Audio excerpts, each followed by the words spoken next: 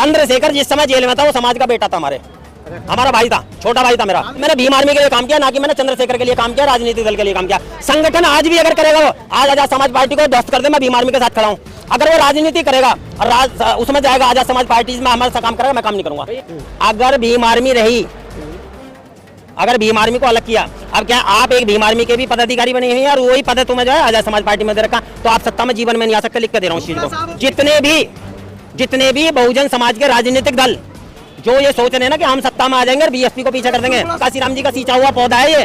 और पौधा जो नीचे से सींच के जो खड़ा किया ना, दरख्त है बीएसपी का मिशनरी आइडियोलॉजी, बाबा साहब के बुद्ध की आइडियोलॉजी पर काम करती है बीएसपी। अगर बीएसपी को आज तो आपने ध्वस्त कर दिया, तो जीवन में आप कोई भी राजनीति सत्ता नहीं ला पाओगे जीवन में, चाहे वो चंद्रशेखर आ जाओ या कितने भी दल आ जाओ। एक बहन जी ने अपने समय पर कितना काम किया है। बहन जी की जब उम्र थी, आज बहन जी को शुगर भी है, उनको थायराइड भी है, उनकी तबीयत ठीक नहीं रहती, वो बोल नहीं सकती ढंग से। अरे भाई हमारे तुम्हारे जैसे मर गए क्या तुम? बहन जी सदा जिंदगी नहीं रहेगी, लेकिन बीएसपी तो हमारी जिंदा रहेगी। बीएसपी के लिए काम क्यों नहीं करता तुम? क्यों दलाल बने हुए बड़ो?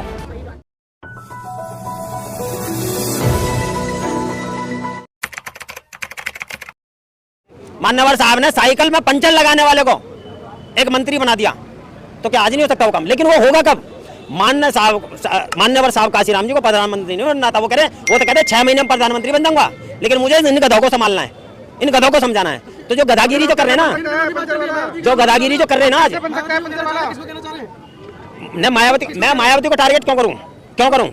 मैं टारगेट उसको करूंगा, मैं सुधारना उनको चाह रहा हूं जो ये संगठन बना रखे ना। और संगठन देखिए, जिस राजनीतिक दल का संगठन जो गैर राजनीतिक संगठन है, उसका अगर ध्वस्त किया तो वो राजनीतिक सत्ता नहीं रही। आज एक चीज देख लीजिए, जब बामसेव काम कर रहा था तो आप सत्ता में थे, कांग्रेस सुनिए, बामसेव की कितनी शाखा हो गई? अब एक है ये। सबको पद प्रतिष्ठा चाहिए, सबको पद चाहिए, सबको पैसा चाहिए और पद चाहिए। इन्होंने समाज को खोखला कर दिया, चंदा चोरों ने समाज को खोखला कर दिया। समाज किस पर भरोसा करे? हाँ, चंदा चोर, मैं चंदा चोर कहूंगा। अगर कहीं जाकर के समाज से पैसा लेता हूँ ना, तो उस पैसे का सदुपयोग होना चाहिए, दुरुपयोग नहीं होना चाहिए। पूरी खिला करके समाज काम नहीं करेगा, काम करेगा। आप अगर किसी पैसा इकट्ठा कर रहे हो ना, तो पूरी हलवा पूरी और खीर पूरी खिला करके पूरी की बात कर रहे हो, काम कर रहे हो, कैसे नहीं करेंगे? हम नहीं खा रहे ना, हम काम कर रहे हैं, करेंगे। और ऐसे अपने जैसे ऐसा पहले आप वक्ता बनिए या पहले रिपोर्टर बनिए? मैं तो सवाल पूछ रहा हूँ। सवाल पूछिए तो एक करके पूछिए, बीच में खिचड़ी मत खोलिए। आप जैसे लोग पत्रकारों ने ना, आप जैसे निकम्मे पत्रकारों ने काम खराब कर रखा है। हम बिके हुए पत्रकार हैं। हाँ, बिके हुए आप किसी का काम नहीं होने देते। आप सत्ता में ना, जो सत्ता में आपकी कमी की वजह से तो आ रहे हैं, किसी कमी की वजह से। आप क्या समाज को सही रास्ते पर नहीं ले जाते? आप सही बात नहीं पूछते, आप खोट ढूंढते हो। ये बताइए, चंद्रशेखर के साथ तो आप ही थे, आप लोगों ने। आप सुनिए, मैं उसका जवाब दूंगा। दिल्ली में मैं चंद्रशेखर के साथ नहीं था ना, मैं चंद्रशेखर के साथ आ जाऊं?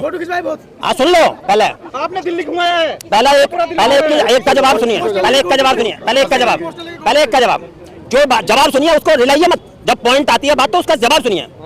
चंद्रशेखर जिस समय जेल में था, वो समाज का बेटा था, हमारा भाई था, छोटा भाई था मेरा। उसके 27 साल की उम्र थी जब, और मेरी जब 40 साल की उम्र थी, ठीक है? तो मेरे से वो कम से कम 13 साल छोटा है। पहले सुनिए बात, और रिलाइए मत। मैं कह रहा हूँ, मैं इसीलिए कह रहा हूँ, आप जैसे लोग काम नहीं होने दे रहे पहले। अरे मुझे जलने की कोई जरूरत नहीं। अरे भाई, उसके पीछे कौन सा सोने चांदी लटक रहे जो मैं जलूंगा? उससे पहले मैं काम करता हूँ, सुन लो ध्यान से। वो मेरे लिए कोई महत्वपूर्ण नहीं है। अरे वो महत्वपूर्ण मेरे लिए नहीं है, वो आपके लिए होगा। आपका वो होगा नेता, मेरे लिए वो भाई है। और जब भीम आर्मी थी ना, तो मैं भीम आर्मी के लिए काम करता था। भीम आर्मी का वाइस प्रेसिडेंट रहा हूं, दिल्ली प्रदेश का उपाध्यक्ष था, तो मैंने भीम आर्मी के लिए काम किया, ना कि मैंने चंद्रशेखर के लिए काम किया, राजनीतिक दल के लिए काम किया। संगठन आज भी अगर करेगा, आज आजाद समाज पार्टी को ध्वस्त कर दे, मैं भीम आर्मी के साथ खड़ा हूं। अगर वो राजनीति करेगा और उसमें जाएगा आजाद समाज पार्टी में हमारे साथ काम करेगा, मैं काम नहीं करूंगा। भीम आर्मी के साथ पार्टी में नहीं लिया, मुझे जरूरत नहीं है। मैंने खुद छोड़ी है, उसने नहीं निकाला मुझे। मैंने खुद भीम आर्मी छोड़ी है, और मेरे से पहले किसी ने छोड़ी भी नहीं है। ये पूछ लो, मुझे जरूरत नहीं है। अरे मैं बीएसपी में नहीं जा रहा, बीएसपी में मुझे पद दे रहे, मैं उसे नहीं ले रहा। पद पर रहकर काम नहीं करता आदमी, निकम्मा हो जाता है।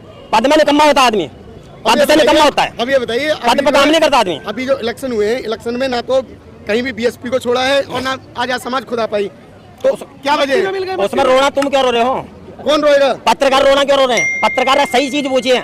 आप पूछिए कि आप बहन जी से बात करिए या किसी से बात करिए, अगर भीम आर्मी रही, अगर भीम आर्मी को अलग किया, अब क्या आप एक भीम आर्मी के भी पदाधिकारी बने हुए हैं और वही पद तुम्हें जो है आजाद समाज पार्टी में दे रखा, तो आप सत्ता में जीवन में नहीं आ सकते। लिख के दे रहा हूँ इस चीज को, लिख के दे रहा हूँ। और अगर सुन लो, जितने भी बहुजन समाज के राजनीतिक दल जो ये सोच रहे हैं ना कि हम सत्ता में आ जाएंगे और बीएसपी को पीछे कर देंगे, भैया पहले सुनिए, पहले जवाब सुनिए।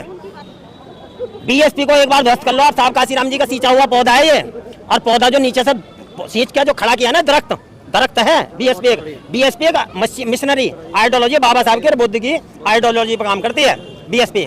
अगर बीएसपी को आज तो आपने ध्वस्त कर दिया तो जीवन में आप कोई भी राजनीति सत्ता नहीं ला पाओगे जीवन में, चाहे वो चंद्रशेखर आ जाओ या कितने भी दल आ जाओ, एक भी सत्ता नहीं ला सकता। बीएसपी को खत्म करना चाह रहे हैं। अगर बीएसपी खत्म हुई उसके बाद में इन्हीं तीनों की डपली तेरी ताली और तेरी चम्मच बजेगी, बाकी इनके सबके पिछवाड़े लाल होंगे। जैसे साहब काशीराम जी कहते हैं जितने पिटते रहे उतना अच्छे रहेंगे।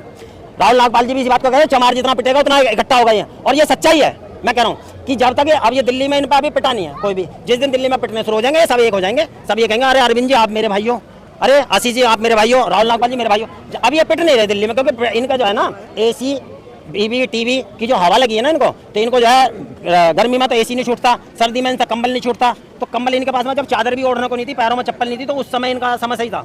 लेकिन आज जो है ये हरामखोर हो चुके हैं, खा खा करके अपने आप को जो है ये सोच रहे हैं कि बता बहुत बड़े हम हो गए। लेकिन जिस दिन मनोवाद का थप्पड़ पड़ेगा ना, जिस दिन मनोवाद की इन पर जो लाठी पड़ेगी, तो एक कमर लाल कर लें, तेल पिला करके डंडा तैयार कर रहे हैं वो हमारे बच्चों के लिए। और अगर तुम नहीं सुधरे आज, अगर आज नहीं सुधरे तो आपकी आने वाली जो जनरेशन है ना, आपने तो बाबा साहब का दिया हुआ आरक्षण खा लिया, लेकिन आने वाली जनरेशन को कुछ भी नहीं छोड़ के जाओगे आप, क्योंकि आने वाली जनरेशन बिल्कुल राजनीति सत्ता का भी मजा ले लिया आपने, आरक्षण का मजा ले लिया, एसी कोठी बीवी बंगलों के सबके मजे ले लिए तुमने, लेकिन आने वाली जो जनरेशन है उसको दोबारा का गुलाम बना के जाओगे आप। जब आप सही दिशा में काम नहीं कर रहे, आप बाबा साहब की विचारधारा पर काम नहीं कर रहे, आप बीएसपी को, अरे ठीक है मैं बहन जी की बात नहीं कर रहा, आप बहन जी को छोड़ दो, साहब काशीराम जी सदा, बाबा साहब जिंदा नहीं है ना, बहन जी भी सदा जिंदा नहीं रहेगी। मैं एक तरफ भी बात करता हूँ, खाली मैं लगी लिपटी बात नहीं करता, बहन जी सदा जिंदा नहीं रहेगी, लेकिन बीएसपी तो हमारी जिंदा रहेगी। बीएसपी के लिए काम क्यों नहीं करता तुम, क्यों दलाल बने हुए बड़ो? जब छोटी छोटी पार्टियों में बट गए हैं तो दलाली तो अपना करेंगे। अरे भाई ये बटे में ये दलाली तो है। अभी मध्य प्रदेश में जो है इलेक्शन के समय, प्रचार के समय आप काम करिए, संगठन बना करके काम करिए, देखिए कैसा काम नहीं होगा। आप ठीक है, आपकी बहन जी से नहीं बन रही, ठीक है, लेकिन बीएसपी से नहीं बन रही। बीएसपी में कोई विचारधारा नहीं है क्या? बीएसपी की विचारधारा पर काम करिए आप। बहन जी की विचारधारा आप छोड़िए। बहन जी आज, बहन जी ने अपने समय पर कितना काम किया है। बहन जी की जब उम्र थी, आज बहन जी को शुगर भी है, उनको थायराइड भी है, उनकी तबीयत ठीक नहीं रहती, वो बोल नहीं सकती ढंग से। अरे भाई हमारे तुम्हारे जैसे मर गए क्या तुम?